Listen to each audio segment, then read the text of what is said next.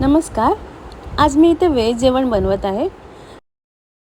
त्यासाठी सर्वात अगोदर मी केळीचं बोंड साफ करून बारीक चिरून रात्री पाण्यात घालून ठेवलेलं.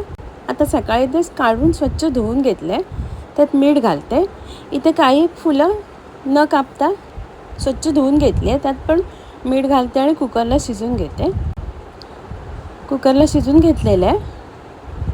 त्यातलं पाणी काढून घेते. कढईत तेल घेतलेले आहे. त्यात फोडणीला राई आणि हिंग घालते. थोड्या वेळाने एक कांदा, हिरवी मिरची आणि कढीपत्ता घालते. कांदा नरम होईपर्यंत परतून घेते. इथे 4 तास अगोदर भिजत घातलेली चण्याची डाळ घालते. तेलावर परतून घेते. थोडीशी हळद घालते आणि मिक्स करून घेते. थोडंसं पाणी घालते आणि झाकण लावून डाळ शिजायला ठेवते. 4-5 मिनिटांनी झाकण काढलेलं आहे. त्यात शिजून ठेवलेले केळफूल घालते आणि मिक्स करून घेते. चवीप्रमाणे मीठ घालते आणि झाकण लावून वाफ काढून घेते. 3-4 मिनिटांनी झाकण काढलेलं आहे. भाजी मिक्स करून घेते. चण्याची डाळ शिजलेली आहे. ओलं खोबरं घालते आणि परतून घेते. थोडीशी कोथिंबीर घालते. मिक्स करून घेते आणि झाकण लावून 3-4 मिनटं वाफ काढून घेते. 3-4 मिनटं झालेली आहे. झाकण काढलेलं आहे. भाजी छान मिळून आलेली आहे. केळफुलाची भाजी तयार आहे. इथे मी 2 चमचे बेसन, 1 चमचा तांदळाचं पीठ, थोडंसं ओवा, कोथिंबीर, हिंग, लाल तिखट, हळद, थोडासा गरम मसाला, चवीप्रमाणे मीठ आणि थोडंसं पाणी घालून त्याची पेस्ट करून घेते. अशा प्रकारे पेस्ट करून घेतलेली आहे.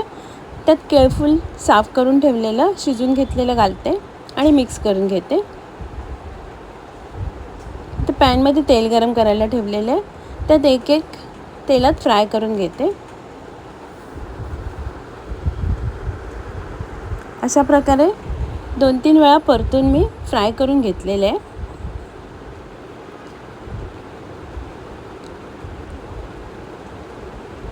क्रिस्पी होईपर्यंत फ्राय करून घेतलेलं आहे. केळफुलाची भजी तयार आहे.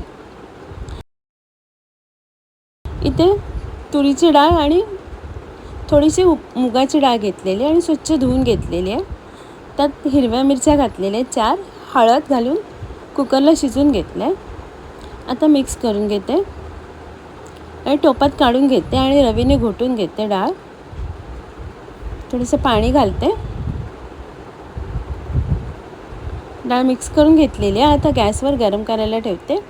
चवीप्रमाणे मीठ घालते आणि डाळीला उकळी काढून घेते. डाळीला उकळी आलेली आहे. आता खाली उतरून ठेवते. इथे भांड्यात तूप घेतले फोडणीला. त्यात राई, थोडंसं हिंग, सुक्या मिरच्या तोडून घातलेल्या, कढीपत्ता घालते फोडणीला आणि डाळीला वरून फोडणी घालते. आता मिक्स करून घेते. डाळ तयार आहे. इथे कढईमध्ये थोडेसे धणे, मेथी आणि राई भाजून घेते. त्याच्यानंतर सुक्या मिरच्या घालून एकत्र भाजून घेते. इथे ओलं खोबरं घेतलेलं आहे.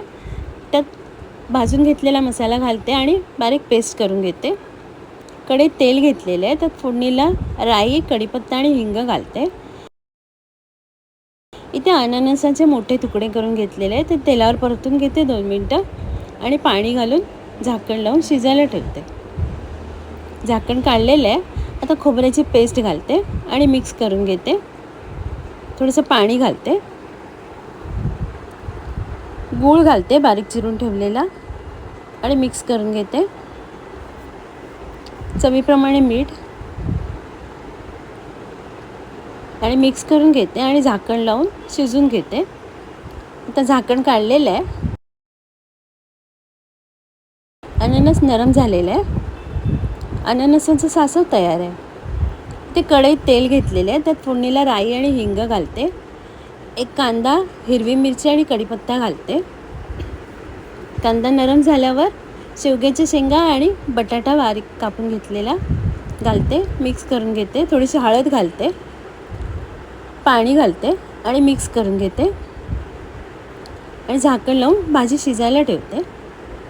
4-5 मिनिटांनी झाकण काढलेलं आहे. बटाटा शिजला का बघते. आता टोमॅटो घालते, गरम मसाला आणि खोबरं घालते.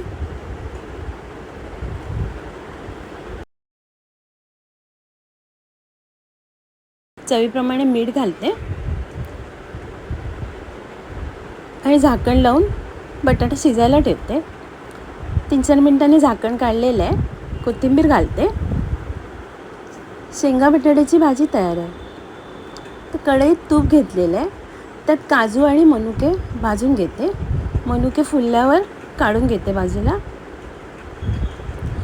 अननस घेतलेला एक छोटा वाटी तुपावर परतून घेते. 2 पट पाणी घालते आणि अननस शिजून घेते. पाणी उकळलेलं आहे, खाली उतरवून ठेवले. ते कढईत तूप घेतलेलं आहे. त्यात 1 वाटी रवा भाजून घेते. त्यात अननस शिजून ठेवलेलं पाणी घालते. रवा भाजल्यानंतर आणि उरलेलं सगळं अननस आणि पाणी मिक्स करून घेते. मिक्स करून झालेलं आहे. तर झाकण लावते 2 मिनटं. झाकण काढलेलं आहे. त्यात 1.5 वाटी साखर घालते आणि मिक्स करून घेते. ते केशर पाण्यामध्ये भिजून ठेवलेलं घालते. मिक्स करून घेते. भाजून घेतलेले ड्रायफ्रूट्स घालते आणि पुन्हा एकदा मिक्स करून घेते आणि झाकण लावून घेते. 3-4 मिनिटांनी झाकण काढलेलं आहे. वेलची पावडर घालते. थोडंसं तूप घालते वरून आणि मिक्स करून घेते. पुन्हा एकदा झाकण लावून घेते. पुन्हा 2-3 मिनिटांनी झाकण काढलेलं आहे. पायनॅपलचा शिरा तयार आहे.